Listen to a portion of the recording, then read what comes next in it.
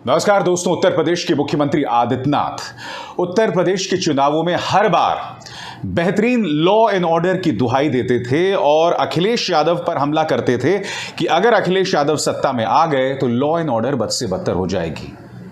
आपके सामने जो तस्वीरें आप देख रहे हैं, उत्तर प्रदेश के प्रयागराज में एक पूरा का पूरा ब्राह्मण परिवार मौत के घाट उतार दिया गया है, उनकी हत्या कर दी गई है।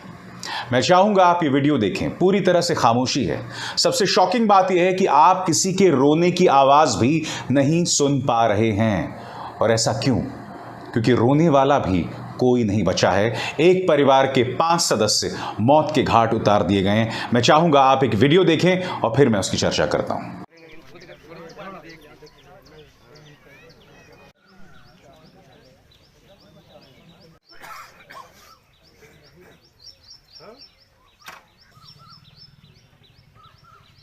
तो सुना आपने, पूरी तरह सन्नाटा। मैं आपको बतलाना चाहता हूं कि स्थानीय चैनल भारत समाचार इस खबर के बारे में क्या कहता है। उत्तर प्रदेश के प्रयागराज में एक ही परिवार के 5 लोगों की नृशंस हत्या। नवाब थाना क्षेत्र के खागलपुर गांव में बीती रात हुई वारदात। 5 लोगों की हत्या से गांव में मचा हड़कंप। 42 वर्षीय राहुल तिवारी पत्नी 38 वर्षीय प्रीति की हत्या। 3 बेटियों की उम्र 12, 7 और 5 वर्ष की। 3 बेटियां भी थी, एक 12 साल की, एक 7 साल की और एक 5 साल की। तीनों की हत्या कर दी गई है। हत्या की वजह फिलहाल स्पष्ट नहीं। कौशांबी का रहने वाला परिवार नवाबगंज के खागलपुर में किराए पर रहता था। हत्या की सूचना पर नवाबगंज थाना पुलिस जो है मौके पर पहुंची। फोरेंसिक के जरिए इस मुद्दे की जांच की जा रही है। पूरा का पूरा ब्राह्मण परिवार जो है वो मौत के घाट उतार दिया गया। मैं बतलाना चाहता हूं कि अखिलेश यादव लगातार मुख्यमंत्री आदित्यनाथ के लॉ एंड ऑर्डर पर सवाल उठा रहे हैं और वो रोज उत्तर प्रदेश के अंदर जो भी लॉ एंड ऑर्डर से जुड़ी घटना घटती है उसे उजागर करते हैं अपने ट्वीट्स के जरिए। जमीन पर उतरकर नहीं, ट्वीट्स के जरिए। उन्होंने क्या कहा है? प्रयागराज नवाबगंज में 5 लोगों की नृशंस हत्या। इस खबर का हवाला देते हुए अखिलेश लिखते हैं, भाजपा 2.0 के राज में यूपी डूबा अपराध में, आज का अपराधनामा। अगर आप अखिलेश यादव के ट्विटर टाइमलाइन पर जाएं तो वो रोज मुद्दे उठा रहे हैं उत्तर प्रदेश से जुड़े हुए। हर बार की तरह एक बार फिर मैं अखिलेश यादव से, विपक्ष से यह अपील करना चाहूंगा, ट्विटर पर खेल खेलना एक अलग बात है। आपको जमीन पर उतरना पड़ेगा लोगों के दुख दर्द को समझने। चाहे बलिया में अगर पत्रकारों पर अत्याचार हो रहा है, जिसमें आप देख सकते हैं 3 पत्रकारों को गिरफ्तार कर लिया गया था। इनका गुनाह सिर्फ इतना था कि जो परीक्षा पत्र लीक हो रहे थे उसको लेकर उन्होंने खबर की थी। इन पत्रकारों के पक्ष में ना उनके अखबार खड़े हैं, ना इनके चैनल खड़े हैं। ऊपर से कोई राजनेता भी नहीं जा रहा है इनके दुख दर्द को समझने। अखिलेश यादव ने भी अपने ट्विटर टाइमलाइन पर इस मुद्दे को उठाया है, मगर जैसे कि मैंने कहा, जमीन से जुड़े मुद्दे उठाने के लिए आपको जमीन पर उतरना पड़ेगा। और अखिलेश यादव के लिए दोहरी चुनौती है। सबसे पहली बात, जब तक आप नायाब विपक्ष की भूमिका नहीं निभाएंगे, जनता की समस्याओं का समाधान नहीं होगा। सरकार उस तरफ ध्यान नहीं देगी, क्योंकि आपको समझना पड़ेगा अखिलेश जी, जो मुख्य धारा का मीडिया है वो मुख्यमंत्री आदित्यनाथ से सवाल नहीं करता।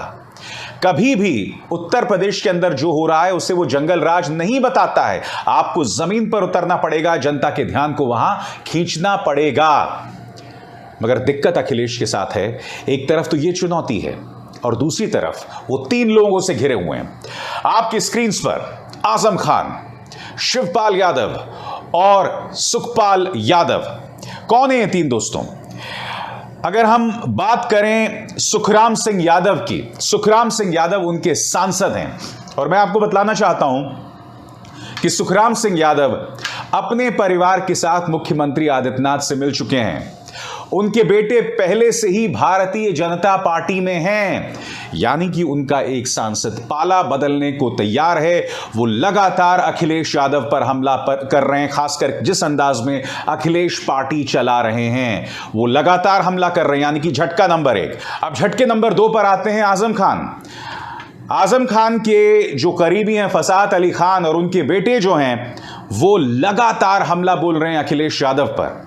वो ये कह रहे हैं कि आजम खान जेल में थे मगर अखिलेश यादव उनसे सिर्फ एक बार मिलने आए। और यही नहीं, अखिलेश यादव की इस बात को लेकर भी आलोचना हो रही है कि देश भर में जो मुसलमानों पर हमले हो रहे हैं रामनवमी के मौके पर, अखिलेश यादव उस पर पूरी तरह से खामोश हैं। मैं आपको बतलाना चाहूंगा कि इंडियन एक्सप्रेस की खबर के मुताबिक उनके पार्टी से जुड़े लोग जो हैं वो इस मुद्दे पर क्या कह रहे हैं। तमाम आरोपों के बीच अखिलेश यादव की चुप्पी से पार्टी के एक वर्ग को नाराजगी हुई, लेकिन उनके करीबी नेताओं का मानना है कि भाजपा के ध्रुवीकरण की राजनीति को रोकने के लिए और पिछड़े वर्ग उच्च जाति के मतदाताओं को अपने पक्ष में करने के लिए अखिलेश यादव का यह कदम काफी सूझबूझ भरा है। वहीं पार्टी के कुछ नेताओं ने माना कि विधानसभा चुनावों में हमारी रणनीति नाकाम रही और इस पर पुनर्विचार किया जाना चाहिए। आगे इंडियन एक्सप्रेस में यह भी छपा है। इंडियन एक्सप्रेस की एक रिपोर्ट के अनुसार पार्टी के सूत्रों ने कहा कि यह कई महीने पहले तय किया गया था कि पार्टी चुनाव से पहले किसी भी मुद्दे को सांप्रदायिक रंग देने के भाजपा के प्रयासों में शामिल नहीं होगी। मुस्लिम तुष्टीकरण के आरोपों से बचने के लिए पार्टी ने 2019 के लोकसभा चुनावों में हार के बाद आयोजित प्रशिक्षण सत्रों में भी अपने पदाधिकारियों को समुदाय से संबंधित मुद्दों पर आक्रामक रुख नहीं अपनाने का निर्देश दिया था। यानी कि अखिलेश यादव अगर मुसलमानों पर हो रहे अत्याचार पर खामोश हैं तो उसकी वजह यह है कि वो भारतीय जनता पार्टी को इस मुद्दे पर धार्मिक राजनीति करने का मौका नहीं देना चाहते। चुनावों में भी आपको याद होगा उनके मुंह से जिन्ना निकल गया था, मगर उसके बाद उन्होंने बीजेपी को हिंदू मुस्लिम राजनीति करने का कोई मौका नहीं दिया। मगर अपने आप में दोस्तों ये कितनी बड़ी त्रासदी है कि इस देश में माइनॉरिटीज का मुद्दा उठाने के लिए अब पार्टियां दो बार सोचेंगी। अब पार्टियां ये सोचेंगी कहीं उनके वोट ना कट जाएं। ये कितना बड़ा दुर्भाग्य है। और जाहिर सी बात है, मैं इसका दोष सिर्फ अखिलेश यादव पर नहीं मढ़ रहा हूं, इसका दोष सही मायनों में बीजेपी पर है, जिन्होंने राजनीति को इतना गंदा कर दिया है, इतना कीचड़मय कर दिया है कि आज की तारीख में कोई मुसलमानों के मुद्दे तक नहीं उठा सकता। कितने शर्म की बात है। तो जैसा कि मैं आपको बतला रहा हूं, अखिलेश यादव इन तमाम चेहरों से घिरे हुए हैं। अगर मैं बात करूं आजम खान की, आजम खान की तरफ से भी यह खबर आ रही कि वो अपनी पार्टी बनाना चाहते हैं। यानी कि मुरादाबाद, रामपुर, ये जो पूरा इलाका है दोस्तों, इस बेल्ट में अखिलेश यादव को खासा नुकसान हो सकता है अगर आजम खान ने उनसे रिश्ते तोड़कर अपनी पार्टी बना ली। मगर क्या अखिलेश यादव इस चक्रव्यूह में फंस जाएंगे?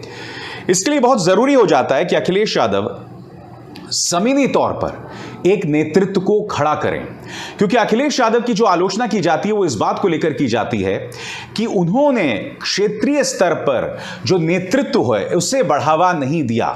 सब कुछ उनके करिश्मे के आसपास जो है वो घूमता रहा। इसलिए बहुत जरूरी है कि आजम खान जैसे नेता उनके लिए मुश्किल ना पैदा करें। जरूरी यह है कि वो एक समानांतर नेतृत्व, सेकेंड लाइन ऑफ लीडरशिप, यानी कि दूसरे कमान के नेतृत्व को भी खड़ा करें ताकि कोई एक नेता उन्हें ब्लैकमेल ना कर सके। और हमें ये नहीं भूलना चाहिए दोस्तों कि अक्सर आजम खान के नाम पर अखिलेश यादव को घेरा गया है। आजम खान को लेकर एक और बात बदनाम है कि उस इलाके में जब भी कोई सांप्रदायिक तनाव होता था, खासकर तब जब अखिलेश यादव मुख्यमंत्री थे, तो आजम खान के दबदबे के चलते एक खास समुदाय के लोगों पर पुलिस कभी एक्शन नहीं लेती थी। यानी कि जाहिर सी बात है, जो मुस्लिम समुदाय के लोग थे उन पर पुलिस कभी एक्शन नहीं लेती थी। यह आलोचना लगातार होती थी आजम खान की और उनके जरिए हमला किया जाता था अखिलेश यादव पर। अब बात करते हैं शिवपाल यादव की। शिवपाल यादव चाहते थे कि वो विधानसभा में नेता विपक्ष बने, मगर जैसे ही अखिलेश यादव ने आजमगढ़ लोकसभा से इस्तीफा दिया और बाद में करहल विधानसभा से विधायक बने रहने का मन बनाया और विधानसभा में उतर गए, जाहिर सी बात है नेता विपक्ष का पद जो है वो अखिलेश यादव के पास ही जाना था। इससे शिवपाल यादव नाराज थे। शिवपाल यादव ये भी चाहते थे कि उनके बेटे को लोकसभा का टिकट मिले, वो भी नहीं हुआ। अब बताया जा रहा है कि शिवपाल यादव न सिर्फ अपना संगठन खड़ा करने वाले हैं, जैसा कि आप इस खबर में देख रहे हैं, बल्कि भाजपा उन्हें राज्यसभा भी भेज रही है। देखिए, ये चीज मैंने कांग्रेस में भी देखी है और अब मैं समाजवादी पार्टी में भी देख रहा हूं कि इनके नेताओं में कोई वैचारिक सिद्धांत नहीं है।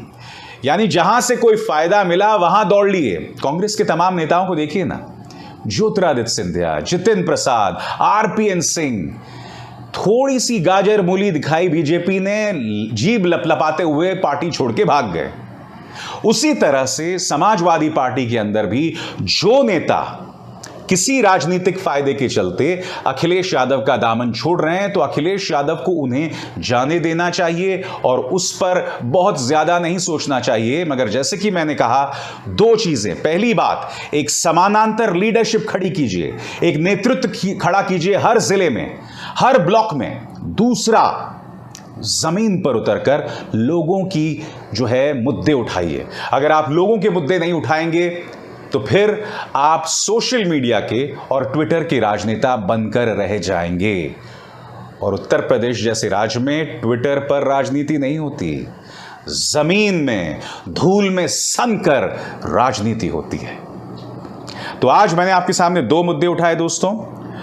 उत्तर प्रदेश में नए सिरे से कोहराम शुरू हो रहा है, एक पूरा ब्राह्मण परिवार मौत के घाट उतार दिया गया, और अखिलेश यादव के सामने क्या चुनौतियां हैं। अब हिसार शर्मा को दीजिए इजाजत। नमस्कार।